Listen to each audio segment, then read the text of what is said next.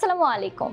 দেশ বিদেশের সর্বশেষ স্পোর্টস আপডেট নিয়ে বিয়ন্ড বর্ডার স্পোর্টসের নিয়মিত আয়োজন sports bulletin powered by Sakurazaka Japanese language and cultural centre. আর এই স্পোর্টস আপডেট নিয়ে আপনাদের সাথে আছি আমি সুমাইয়া জাহান সামান্থা। অনূর্ধ্ব-17 সাফ চ্যাম্পিয়নশিপে অংশ নিতে 23 সদস্যের স্কোয়াড নিয়ে ভুটানে যাচ্ছে বাংলাদেশ নারী ফুটবল দল।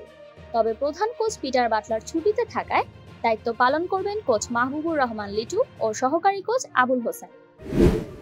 মেডিকেল বিভাগ ও ট্রেনারদের উন্নত প্রশিক্ষণের জন্য দেশের বাইরে পাঠানোর পরিকল্পনা করছে বিসিবি। ক্রিকেটারদের চোট ও অসুস্থতা আরও ভালোভাবে সামলাতে এই প্রশিক্ষণের ব্যবস্থা করা হচ্ছে বলে জানায় বোর্ড। ইংলিশ লিগ কাপের প্রথম রাউন্ডে হাডার্সফিল্ডের কাছে টাই ব্রেকারে 3-2 গোলে হেরে বিদায় নিয়েছে লেস্টার সিটি।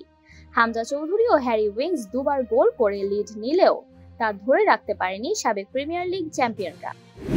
টপ অ্যান্ড টি-20 সিরিজের প্রথম ম্যাচে পাকিস্তান শাহিনসের কাছে ৭৯ রানে হেরেছে বাংলাদেশ এ দল। খাজা নাফি, ইয়াসির খান ও আব্দুস সামাদের 50-তে পাকিস্তান তোলে ২২৭ রান। জবাবে ১৪৮ রানে গুটিয়ে যায় বাংলাদেশ। চিটাগং কিংসের সঙ্গে বিপিএল এর চুক্তি বাতিল করেছে বিসিবি। বকেয়া সহ প্রায় ৪৬ কোটি টাকা পাওনা রয়েছে তাদের। বুধবার এক বিবৃতিতে এমনটা জানায় বিসিবি।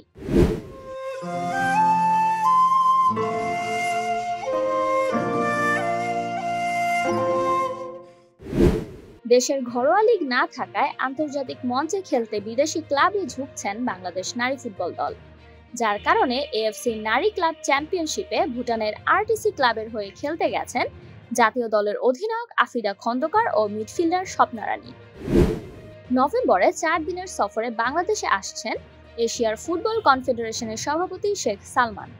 এশিয়ার ফুটবলের শীর্ষ কর্তার এ সফরকে সর্বোচ্চভাবে কাজে লাগাতে প্রয়োজনীয় পদক্ষেপ নেওয়া হবে বলে জানায় বাফুফে। ব্রাজিলের রিভার অ্যাথলেটিকো ক্লাবে খেলা কিশোর অ্যালেক্সকে তেরেসিনার একটি স্কুলে গুলি করে হত্যা করা হয়েছে। একজন হেলমেট পরা ব্যক্তি তাকে ক্লাসরুম থেকে বের করে ৪ বার গুলি করে, যার কারণে ঘটনাস্থলেই মৃত্যু হয় তার। ক্যারিবিয়ান প্রিমিয়ার লিগে নাইট রাইডার্সের নতুন অধিনায়ক হয়েছেন নিকোলাস পুরান। অভিজ্ঞ অলরাউন্ডার কাইরন পোলার্ডের স্থলাভিষিক্ত হয়েছেন 29 বছর বয়সী এই উইকেটকিপার ব্যাটার। ৪৫ বছর বয়সে ওয়াইল্ড কার্ড নিয়ে ইউএস ওপেনে ফিরেছেন সাবেক চ্যাম্পিয়ন ভেনাস উইলিয়ামস। গুরুতর অসুস্থতার কারণে ১৬ মাস পরে ফিরেছেন তিনি। বর্তমানে টুর্নামেন্টের ইতিহাসে সবচেয়ে বেশি বয়সী নারী ওয়াইল্ড কার্ড প্রাপ্ত টেনিস খেলোয়াড় তিনি। আর এই ছিল আমার হাতে থাকা সর্বশেষ স্পোর্টস আপডেট। পরবর্তী স্পোর্টস আপডেট দেখার আমন্ত্রণ জানিয়ে বিদায় নিচ্ছি আমি সুমাইয়া জাহান সামান্থা।